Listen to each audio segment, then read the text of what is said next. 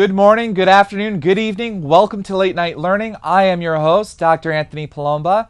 Today we will be going through the television industry. Now don't change yet because you may have seen the first half of this lesson. There is in fact a second half that we'll be going through today. We'll be kind of covering the business side of the television industry, talking a little bit about advertising, a little bit about economics, a little bit about what some channels are doing, including NBC and WWE. And so if we start with the first slide, not wasting any time, we have cable carriage feeds. Okay, so before you click this off and start screaming and saying this is enough, there are too many numbers on the screen, let's go through this. So as you might know, from cable and satellite, they are responsible for paying channels for the privilege of carrying their content. And so for instance, DirecTV, Cox Communications, Time Warner might pay ESPN for the privilege to carry ESPN. And we can see that ESPN commands quite a hefty sum. If you are a DirecTV or a Time Warner Cable or Optimum subscription service, you might be paying ESPN $6.04 per person annually, per month, per subscriber. That's a lot. If you have 5 million subscribers for DirecTV and you're paying ESPN $6 for each person, ESPN makes $30 million from you per month just for the privilege of carrying them. That is a huge chunk of change. If we move on to the next slide, we have an issue. Now, don't get bogged down in the details here. This was in fact cut from Variety Magazine, a Hollywood trade publication I highly recommend. If you look at the solid blue column, that's the change in affiliate prices. And we know that ESPN's affiliate price is $6 per subscriber. In that column, for all of the channels, all the way on the first column, all of the rates are going up. All of the channels under NBC Universal, that's USA, CNBC, Sci-Fi, NBC, MSNBC, all of their rates are going up. We have a problem though. Aside from NBC Universal, in the rightmost column, everything else is red. Do you see that column? That's virtually all red. Those are the amount of subscribers that are no longer subscribing. Those are declines in subscription. What's going on here? Cable channels, in an effort to raise revenue, are hiking their prices. Why? Less and less people are subscribing. Do you think this is happening anywhere else? Let's take a look. Viacom. Viacom is most known for MTV, VH1, Comedy Central, and a whole host of other channels, as we can see on the furthermost left column. But we see that blue column once again, don't we? Affiliate fees are up. Let's look at the rightmost column. Oh, everything's in red. That's also happening to Viacom. Let's see where else it's happening. Sure enough, the same thing is happening at Disney. Whether it's ESPN, Disney Channel, SEC Network, ESPN News, they're all changing their prices. The price to carry them is going up, but they're losing subscribers nevertheless. Let's keep moving along here. Chasing viewers. Now, for some of these networks and for some of these channels, they need to find different ways to chase people. After all, everybody seems to be hemorrhaging subscribers. They're bleeding out. For CBS, for the new show, Me, Myself, and I, starring Brian Moynihan, they actually offered an app on a phone that allowed you to age yourself if you submitted a photo. So if you submitted a photo on the app, you can see yourself change over time. The premise of the show is that it's 3 actors who are the same person, as you can see below. this is kind of a PR tactic. For ABC, they're trying to raise awareness of the show The Mayor by having mayors write in about what they would like to see done on the show The Mayor. For Fox, to promote The Gifted, kind of an X-Men-ish show, they actually had an X-Gene screening station sent to some TV stations to help publicize the show by allowing people to check if they're mutants or not. And for the CW, who's resurrected Dynasty, a huge show in the 70s and 80s, the CW outfitted a bus to take people here in the tri-state area, New York, New Jersey, Connecticut, to the Hamptons. And they gave them tank tops and tumblers devoted to the show. What does this all mean here? It means that despite all of the money, revenue that is invested in advertisement, awareness, those banner ads on other websites, channels are still struggling to get people in. It is still a problem, and it's a perennial problem. This is a problem that will never escape entertainment. You always have to give your audience a reason to come watch. What's the reason? Why am I watching? I was recently in Los Angeles, and I had the good fortune to talk to some network executives. Many of them brought up Twitter, which is one of the social media platforms that a lot of us are familiar with. As much as Twitter serves as a way in which to see what people are thinking, it's actually mostly used as a PR device. Twitter has become a really strong public relations device in creating awareness and spreading knowledge about a particular show. Letting people know when new episodes are airing, series are coming out, those kinds of things, or any other kinds of big news surrounding television. But the goal of any channel is to stay top of mind. How do we have consumers think about us the entire year? It's not easy. In fact, TV seasons start in September. That initially began because cars were coming out in September, and so car advertisements began right around that time. So the September to about May typical TV schedule has changed radically. Due to intense competition and due to different ways of distributing content, content providers have been forced to release content year-round. Stranger Things coming out in October, shows coming out in April like Game of Thrones, shows coming out during the summer as well, BoJack Horseman on Netflix.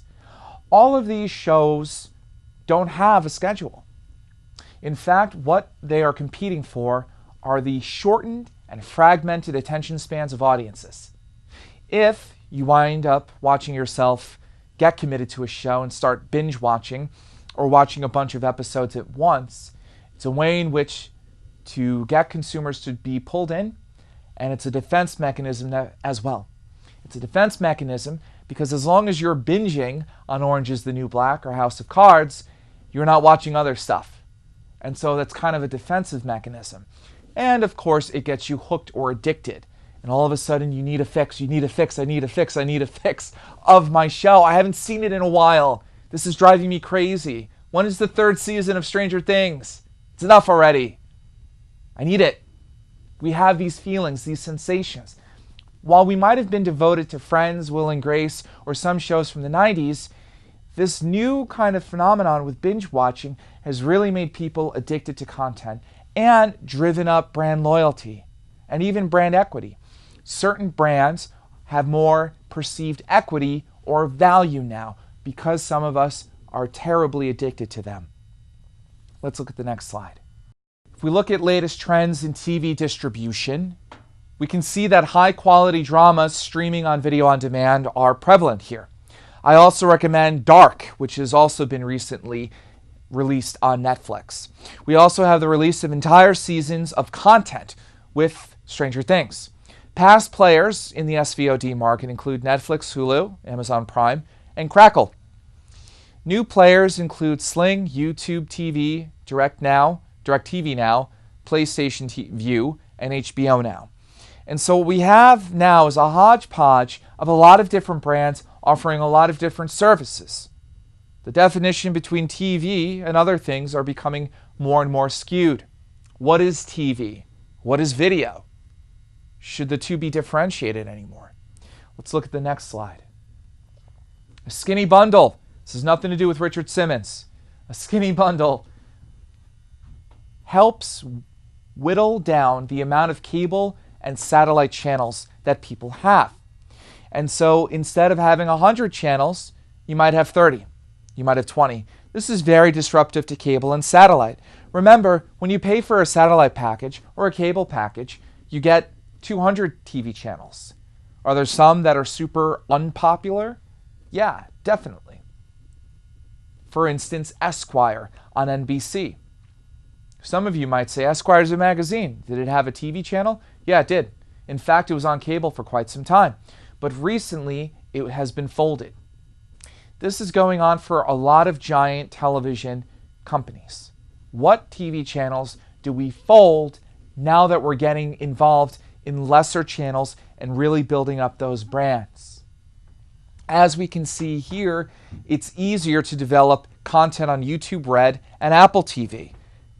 In an era of intense competition, new content really doesn't have a lot of time to breathe. I don't know, for instance, that Seinfeld would have done good or done well or even survived past the first season in this era of hyper competition. It's very likely the case that it wouldn't have.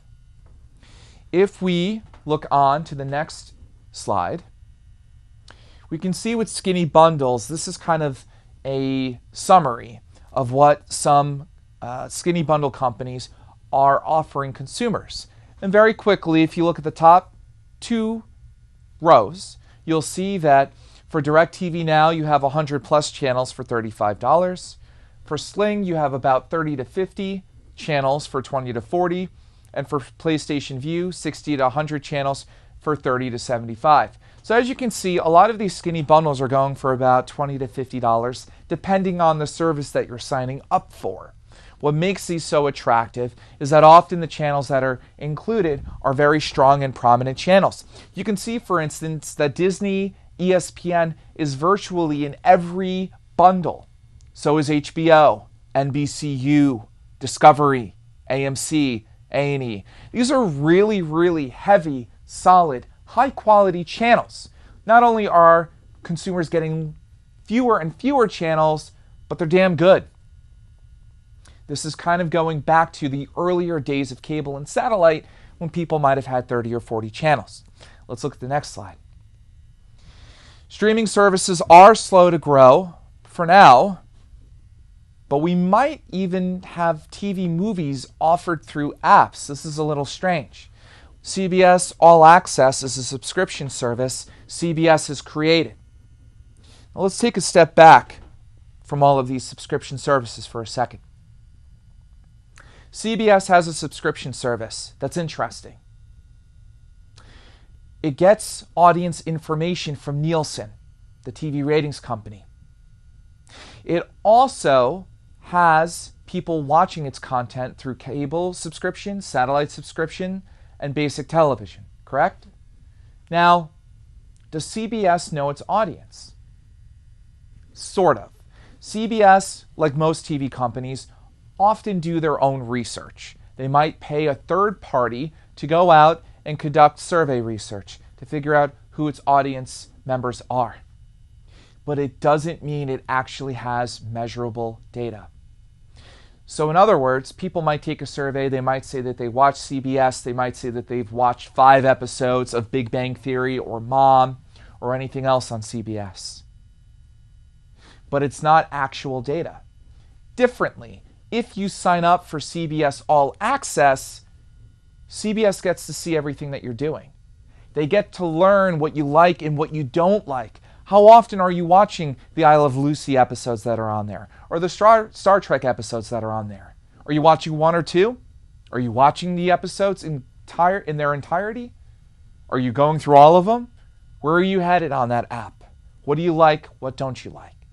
This kind of information is what has propelled Netflix, HBO Go, all of these other subscription services, Hulu included.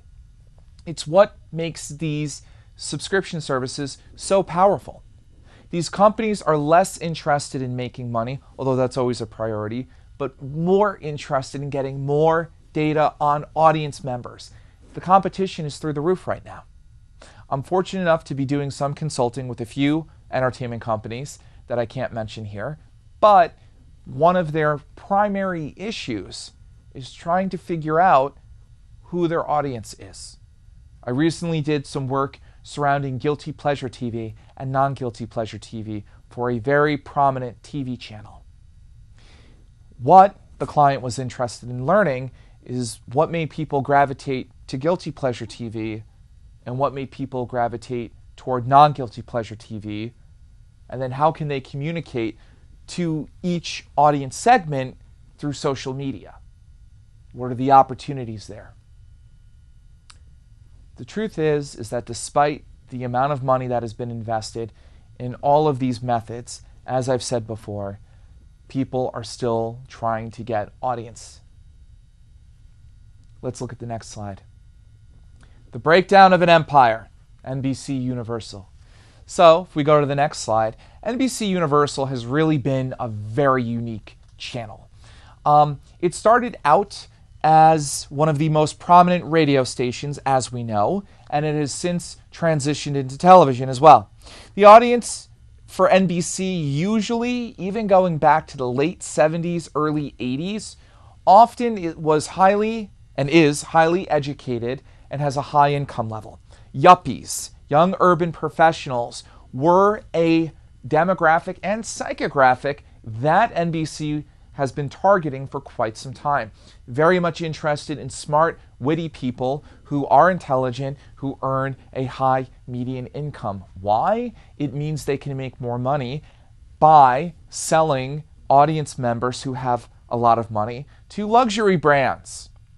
If you are Mercedes-Benz, the car manufacturer, you'll probably like to advertise on NBC Universal. After all, there might be a lot of young urban professionals watching who make a high income. That means that NBC Universal has small niche audiences. It means NBC usually won't kill it in the ratings. Granted, there's The Voice. Granted, there is This Is Us. There are always shows that, have exceptions. Seinfeld and Friends, of course, and Will and Grace. But NBC has also had shows like Community. And it also has its sub-channel brands, including Bravo and such. Is this a good strategy? If NBC can guarantee a small audience that is homogenous or that comprises the same kind of people, it's very lucrative. Would I rather have 1 million people who might be from different places and doing different things? Or would I rather have 200,000 people who are young urban professionals and who I know a lot about, and therefore I can pair up the right advertising for? I'd probably go after the yuppies, even if they are dry people. Let's go to the next slide. If we look at Bravo, Bravo's a channel that falls under the NBCU cable portfolio. Began as a channel devoted to opera, and some might argue that it really hasn't left its roots if you've seen any of the Real Housewives series. It also has Below Deck and Top Chef. It's also been experimenting recently with fictional content, given that fiction has done so well. Let's look at the next slide. Also in cable, in NBC Universal's cable portfolio, is Oxygen. Now, Oxygen began as a channel for young, multi-ethnic, feminist audience. It was really a channel for empowerment for females. Although, if you've watched Bad Girls Club, there can be an argument made that perhaps it's also undermining what it means to be a woman. But that's neither here nor there. Dick Wolf has been working with them to rebrand the channel. What wound up happening was that Snapped kept airing on Oxygen, and the numbers were damn good. So in fact, NBC has decided to rebrand Oxygen to be a crime-based channel. And who better than Dick Wolf of Law & Order and Chicago Med and Chicago Police fame to take the reins on this? Let's look at the next slide. E! News, we have celebrity gossip and news, reality, unscripted programs as well. We have Keeping Up with the Kardashians, although I tend to think the Kardashians are trying to keep up with the rest of us because I don't think they've ever worked. And we also have Botched. Botched is a show you should not watch on a full stomach. It is two really talented surgeons who undo botched plastic surgery. Let's look at the next slide. WWE is an entertainment company that NBC has been working with quite extensively. So WWE is World Wrestling Entertainment, located in Stamford, Connecticut, just about a 20-minute drive from the studio. And it's really been run by the Vince McMahon family, Vince McMahon and his family. The revenue in 2016 was about $729 million, with a profit of $34 million. It's doing quite well. And recently, Vince McMahon has sold a ton of his shares, and given the tumultuous year the NFL has had, it has been rumored that the XFL might in fact be making a comeback. Let's look at the next slide. WWE and its network Access, tremendously successful in 2016. Now, let's back up here a second. Syndication. Those are those reruns of Modern Family and Friends we might see on TNT and on TBS, for that instance. Those channels tend to carry those shows because they're very popular. And those shows do quite well because they're already popular. And so people will go to USA or TNT to see reruns of Law & Order. With the amount of competition out there, is this still a pragmatic business solution? No. We need to find other revenue streams. So what a lot of TV channels and SVOD services, Netflix, Amazon, and so on and so forth, they're going to international markets. WWE is terribly focused on expanding in China. The subscription-based service, WWE Network, will be present in over 180 countries. And it has already wrangled really strong advertising partners in KFC, Nestle, and AT&T, and gaming companies. Let me ask you something. KFC, Nestle, AT&T, and gaming companies. Who's the target audience? You guessed it, young adults. If you're ever wondering who would watch a channel, who would watch WWE, any of that stuff, the key is in the advertisements. The advertisements will tell you who the channel or the service thinks is watching the particular program. Let's look at the next slide. This is an activity, but perhaps an activity that you might consider moving forward. There are many questions in TV and video. We don't have them all. In fact, we're making it up as we go along. But that's always been the basis and foundation of what television really is. What is the future of reality television? We've explored a lot of things, from the jungle to the city to the life and times of the rich and famous. Where do we hope to see television go in the future? It can go in a whole host of different directions. As I've said throughout this lesson, I was in Los Angeles briefly, and I was able to meet up with some virtual reality people. They are working very hard on trying to see if television, in fact, can be merged with virtual reality. That's pretty huge. People don't yet have the behavior necessary to put on a headset, perhaps, and walk around and interact with their own virtual world. It would be a learned behavior, not unlike learning to use a remote for the first time, or learning to get up to change a channel. We don't know where TV and video will go. But at the end of the day, what we do know is that if people keep watching and keep clicking, they'll be able to find them. The goal of television and video, of course, is and will always be to entertain and to inform audiences. I said earlier that TV is similar to a cultural mirror. Every time we look at television, even if we might be disgusted, even if we might look at it and say, how could people possibly do this, or possibly think this, or possibly argue this, or possibly live this way, it's part of the human experience. And it's what makes it so valuable and so interesting. Thank you so much for watching this episode of Late Night Learning. Keep laughing and keep learning.